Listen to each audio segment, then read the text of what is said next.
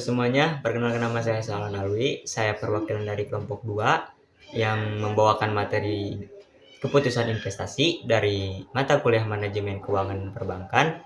Nah, sebelum kita masuk ke materi, kita dengarkan dulu perkenalan dari teman-teman saya terlebih dahulu. Perkenalkan, nama saya Siti Rahma. Nama saya Fiza Ismailaila. Nah, setelah mendengar perkenalan dari teman-teman saya, mari kita langsung saja lanjut ke sesi penyampaian materi.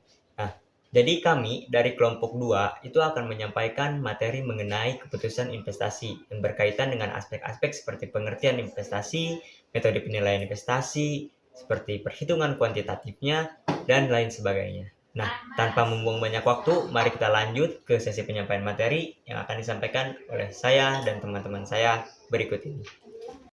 Pengertian investasi. Investasi merupakan penanaman dana yang dilakukan perusahaan dalam suatu aktiva dengan harapan memperoleh pendapatan di masa yang akan datang. Investasi merupakan komponen penting di dalam membentuk nilai perusahaan karena adanya harapan profitabilitas yang lebih tinggi di masa mendatang. Dari segi waktu, investasi dibedakan jangka pendek, jangka menengah, dan jangka panjang. Jenis-jenis aktivanya, aktiva real yaitu tanah, gedung, mesin, dan peralatan. Aktiva non-real, surat berharga. Klasifikasi proyek investasi. Secara umum, perusahaan mengklasifikasikan proyek investasi ke dalam kategori berikut. 1. Penukaran investasi untuk menukar peralatan produksi yang telah usang dengan yang lebih baru. Kedua, penghematan biaya investasi untuk menggantikan peralatan tua namun masih bekerja dengan peralatan baru yang lebih efisien. Pembiayaan untuk program-program pelatihan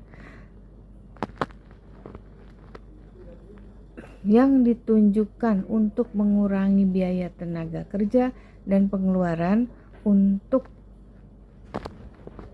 memindahkan fasilitas produksi ke wilayah tempat di mana tenaga kerja dan bahan baku lebih murah. Nah, teman-teman semua, ketemu lagi sama saya. Jadi, sekarang itu bagian saya untuk menerangkan materi yang akan disampaikan. Jadi, bagian saya itu adalah menerangkan materi mengenai metode penilaian dari investasi. Jadi, saya akan menerangkan metode apa saja yang dapat digunakan untuk menilai investasi.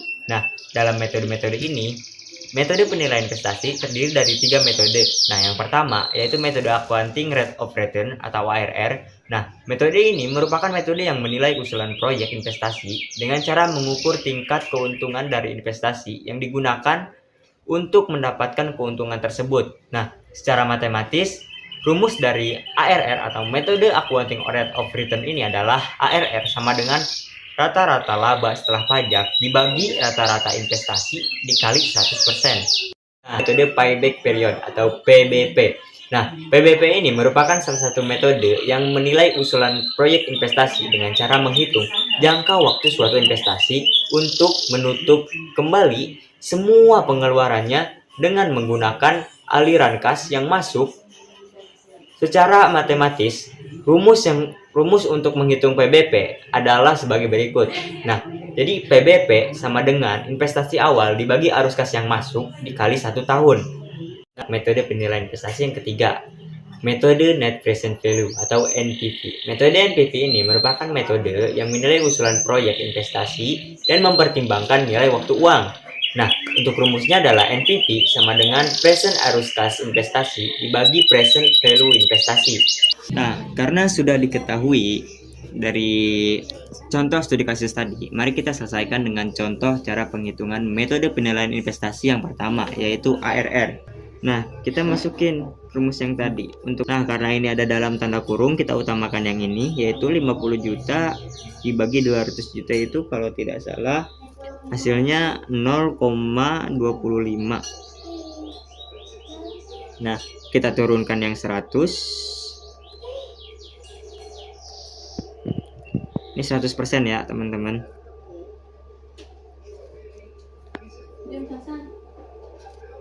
Jadi hasilnya adalah 25% untuk ARR. Nah, selanjutnya kita coba dengan metode PBB atau metode payback period. Kita masukkan angkanya untuk investasi awal adalah ini 200 juta dibagi 50 juta. Nah, itu cash flow. Nah, ini ya.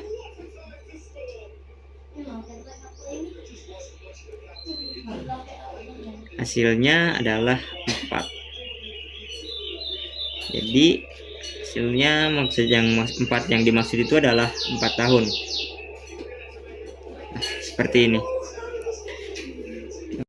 Nah, untuk cara yang terakhir yaitu cara yang ketiga, itu metode NPV. Nah, sebelum kita masuk ke penghitungan dari studi kasus yang tadi, mari kita jabarkan terlebih dahulu rumus dari NPV ini. 1 tambah R, nah dalam kurung ini, itu artinya dalam keterangannya itu adalah faktor diskon ya. Nah, begini ya cara menghitungnya. Pertama kalian bikin kayak turunan tabel seperti ini. Yang di sini kita taruh tahun, sini taruh cash flow, lalu faktor diskonto,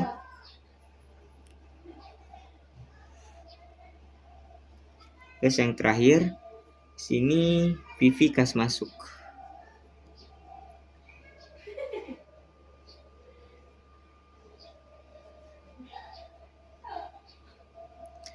Ini faktor diskontonya itu 12%. Nah, kita tulis dari tahun yang satu yaitu 50 juta. Untuk faktor diskon yang pertama yaitu 0,893. Terus untuk PV kas yang masuk yaitu berarti 50 juta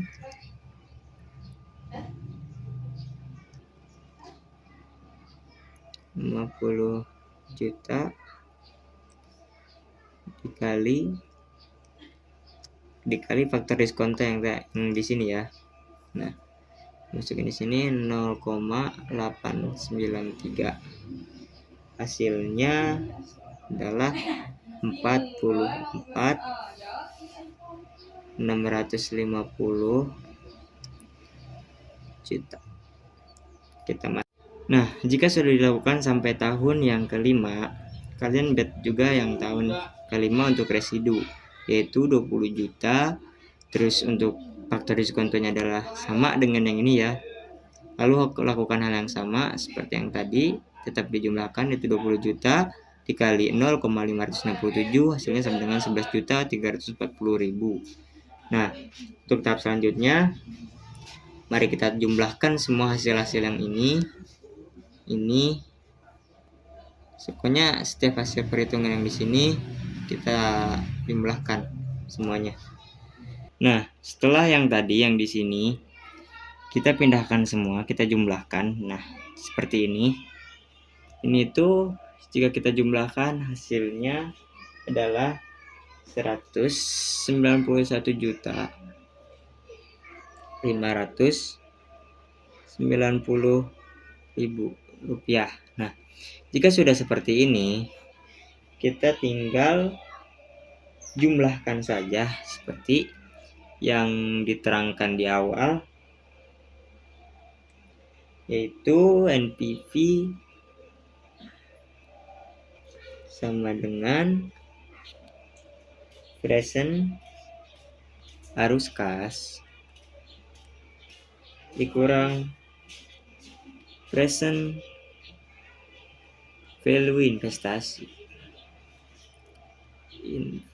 Kita masukkan aja seperti ini.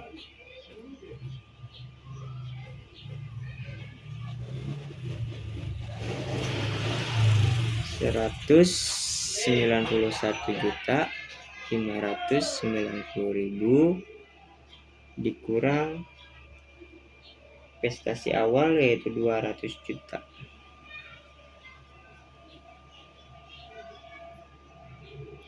Hasilnya adalah 8.410.000. Nah, ini hasil dari NPV. Nah, teman-teman semua, mungkin sekian saja yang dapat saya sampaikan mengenai materi metode penilaian investasi. Untuk materi yang berikutnya akan disampaikan oleh teman saya. Terima kasih. Jenis-jenis investasi. Yang pertama reksadana, yaitu investasi yang rendah risiko yang cocok untuk pemula. Yang kedua saham, yaitu investasi dengan mengambil risiko lebih tinggi. Yang ketiga kripto, tren yang menarik perhatian tapi penuh risiko. Yang terakhir properti, investasi jangka panjang dengan potensi nilai stabil. Strategi berinvestasi. Mulai sejak dini. Semakin cepat mulai, semakin besar manfaat efek bunga majmuk. Diversifikasi portofolio. Jangan menaruh semua uang pada satu jenis investasi. Belajar dari riset. Pahami dasar-dasar investasi sebelum terjun. Manfaatkan teknologi. Gunakan aplikasi investasi dengan nominal kecil. Statistik. Berikut persentase data usia investor pasar modal Indonesia pada tahun 2023. Di usia kurang dari 30 tahun sebanyak 57,04%. Di usia 31 sampai 40 tahun sebanyak 23,27%. Di usia 41 sampai 50 tahun sebanyak 11,36%. Di usia 51 sampai 60 tahun sebanyak 5,44%. Di usia lebih dari 60 tahun sebanyak 2,88%. Berdasarkan data, ada sekitar 11,5 juta investor individual di pasar modal Indonesia per Agustus 2023. Sebanyak 57,4% diantaranya berusia 30 tahun ke bawah dan 23,27% berusia 31 sampai 40 tahun. Hal ini menunjukkan investor pasar modal nasional didominasi kelompok generasi Z dan milenial. Tantangan berinvestasi. Yang pertama, minim pengetahuan tentang keuangan. Yang kedua, gaya hidup yang terlalu konsumtif. Yang ketiga, terlalu takut mengambil resiko. Yang keempat, ketidakstabilan ekonomi. Yang kelima, sulit memilah informasi terpercaya. Yang keenam, modal awal terbatas untuk investasi besar. Yang terakhir, ketidakstabilan ekonomi kurang besar dan akhirnya menyerah. Kesimpulannya, investasi di era milenial adalah peluang besar untuk membangun masa depan finansial yang lebih stabil dan mandiri. Dengan memanfaatkan teknologi, literasi keuangan, milenial dapat mulai berinvestasi sejak dini meski dengan nominal kecil.